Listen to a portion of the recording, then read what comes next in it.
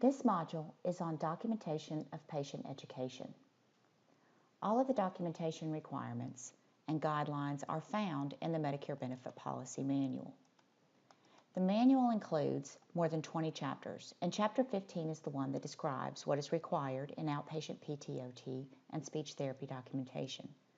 The chapter, however, is named Covered Medical and Other Health Services. So when you go to find it, look for Chapter 15 and then go to Section 220 and 230 where you will find the therapy guidelines. National Government Services is the local Medicare administrative contractor for the state of Illinois. Therefore, you can find more guidance on its website. They have published a local coverage determination for outpatient PT and OT services, which all Part B providers of therapy in Illinois should be aware of. So throughout this module, there is additional guidance included from it. I did not include the web link for NGS because it is too long, but if you Google search NGS for Illinois, you will be able to find it. Education is an inherent part of what we do. It is ingrained in our teaching. We provide teaching throughout the day and with almost every intervention provided. If teaching and education is a part of the billable time each visit, then how is it differentiated from the day before? That's the challenge, especially given the way that it is included in Rock Valley's EMR. Once something has been taught, why does it need to be retaught? We have to avoid the trap of carrying forward each note and then forgetting to modify it. Remember that repetitive teaching is unskilled, just as repeating the same exercise over and over again is unskilled. So let's look at some examples. Patient 1, on visit 1, received education on the anatomy and pathology about their surgery and a written home exercise program. The therapist documented that they were sent home with an HEP sheet, and the patient performed the exercises as well as was able to verbally respond to them. Then on visit 3, we have about the same on instruction and cueing, which might be expected for an HEP within the first few days of the visit, of the evaluation. Then on visit 5, we have, again, some changes. 5 and 7 are the same, however. So when there's documentation saying that there's instruction and cueing, and cues are given needed for proper performance of exercises, what's unclear here is if this is separate documentation and time outside of therapeutic exercise, or if the instruction and therapeutic exercise was documented down here. It's unclear. And so that's a responsibility of the therapist to try to make that a little bit more clear, whether this is related to everything that was done during that visit or the HEP, since it falls below that, or something else altogether. Visit 7, we have the same thing.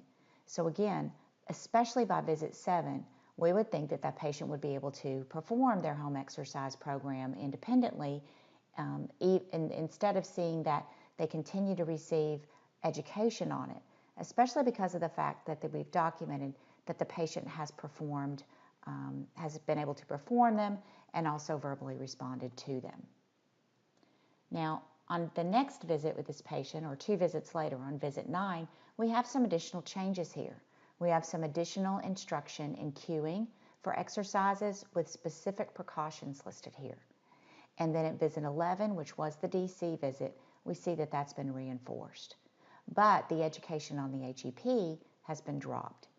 So again, overall not bad. There is some repetition there, but there is some variability throughout the episode. Now let's look at another patient. Notice in visit 1, the total treatment time is 40 minutes. Now all of this education was included in the note. Then we're presuming that it's part of the 40 minutes of billable time. But again, it's a little bit difficult to tell whether this is outside of the timed treatment minutes. In other words, was this education about the home exercise program and the management of the condition rolled up into the evaluation, or was it a part of the therapeutic exercise? On visit 3, we have the exact same documentation. So again, we're re-instructing, I guess, about the PT exam, about the anatomy and the physiology. So while it might be expected that we see some additional documentation about anatomy and pathology and the home exercise program, the piece about the PT exercise does make you kind of scratch your head, or I'm sorry, the PT exam makes you scratch your head. Now, on visit 5, we have the exact same thing. So again, that begs the question of whether the therapist is really looking at what the section of the note says, or why would they continue to be documenting about the same things. So there should be, if the patient still needs education on the home exercise, then we need to be providing description of why. Otherwise, in a review, there could be a unit of time marked off because of the fact that this is repetitive and doesn't demonstrate any additional skill.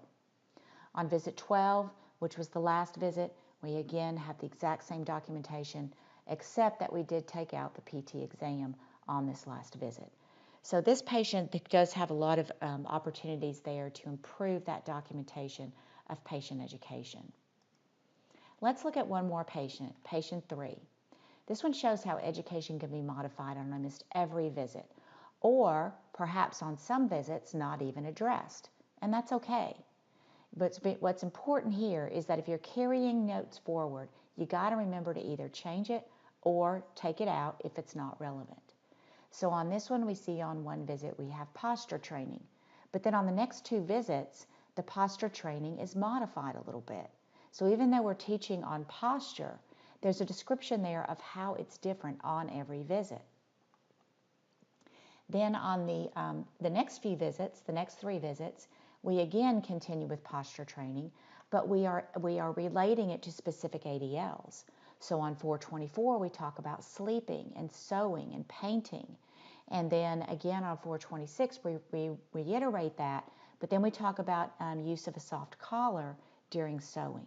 So every time it's still posture, but we've specified it, we've individualized it to this patient. And then on the last 2 visits, we have sent the patient home with an HEP, and we've educated the patient again about the neck collar and higher risk activities. So again, different activities with the neck collar than we did the previous weeks. So a good example of how documentation of education can be individualized and show progression and change throughout the episode of care. I just wanted to reiterate that NGS, the Medicare Administrative Contractor for Illinois, acknowledges that education and home exercise programs are an integral part of therapy and should be updated and modified along the way as the patient progresses.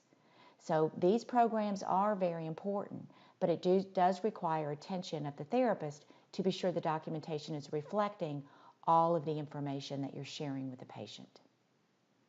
And that concludes this module on patient education.